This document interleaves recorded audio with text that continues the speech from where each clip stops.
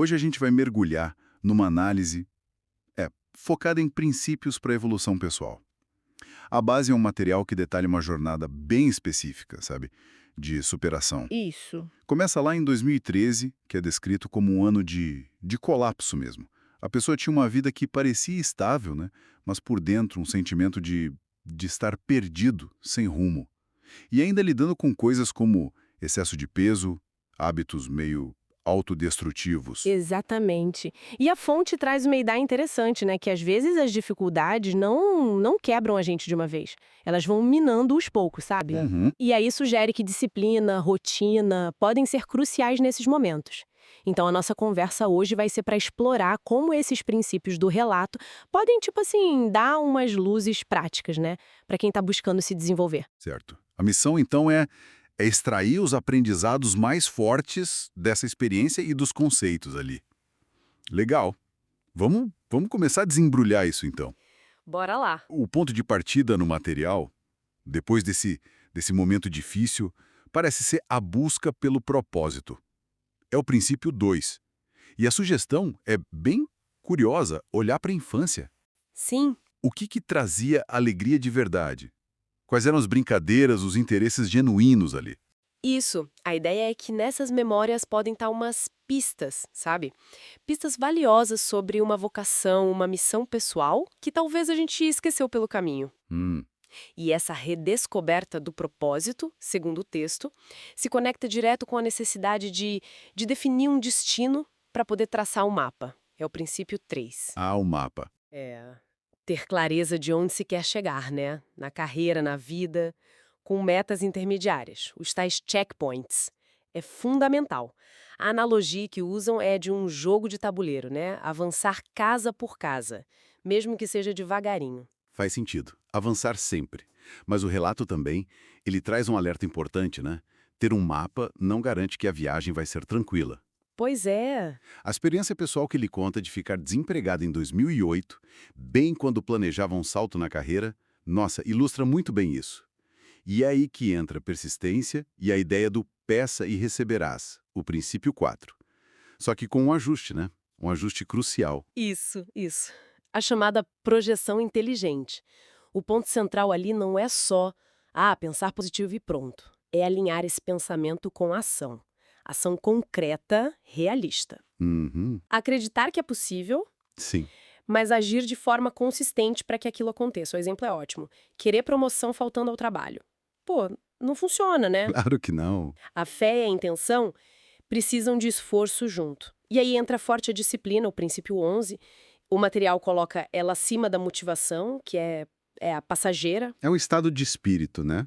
Vai e vem. Exato. A disciplina é tipo um músculo, tem que treinar. Lembra da história do Bar Mitzvah que ele conta? Não tinha desculpa. Tinha que ter estudado a reza. Era isso. Boa. E essa disciplina toda parece que é o combustível para outra recomendação forte do material. Buscar conhecimentos sem parar. Princípios 6 e 7. Sim. A leitura é citada como hábito de gente como Buffett, Musk, mas também como algo democrático, acessível. E hoje, né, além de livro, tem tanta informação na internet, YouTube, redes sociais. Nossa, demais. E a chave, segundo o texto, é usar essas ferramentas de forma ativa, para aprender mesmo. Seguir quem sabe, absorver algo novo todo dia. Uhum. O que leva naturalmente para a questão dos mentores, né? O princípio 8. O texto fala que pode ser mentor formal ou informal. Até gente que inspira gente sem nem saber. Tipo autores de livros. Exato. Ele cita o autor de Pai Rico, Pai Pobre, ou figuras que a gente admira. O avô do autor é um exemplo de mentor presente que ele menciona. A ideia é se cercar de influências que agredam, que aceleram um aprendizado. É o tal do lifelong learning, né? Aprendizado contínuo, que está lá no princípio 18 também. Legal. E para conseguir colocar tudo isso em prática, a gestão do tempo, princípio 17, é apresentada de um jeito bem impactante. Aquela ideia dos 36.500 dias. Essa é forte. Uma média de 100 anos de vida. Como se fosse um cronômetro em contagem regressiva, né? Cada dia que não é usado para evoluir é um dia perdido. É um chamado bem direto, né? Para usar o tempo de forma produtiva. Até na hora do exercício, dá para ouvir algo educativo, aprender alguma coisa, aproveitar cada brecha. Total. E para fechar esse ciclo todo, o princípio 18 também toca num ponto vital: o controle do ego. Fundamental. Conforme a pessoa progride, vem o risco do ego inflar, né, de achar que já sabe tudo, e aí bloqueia o aprendizado, bloqueia a humildade. Exatamente.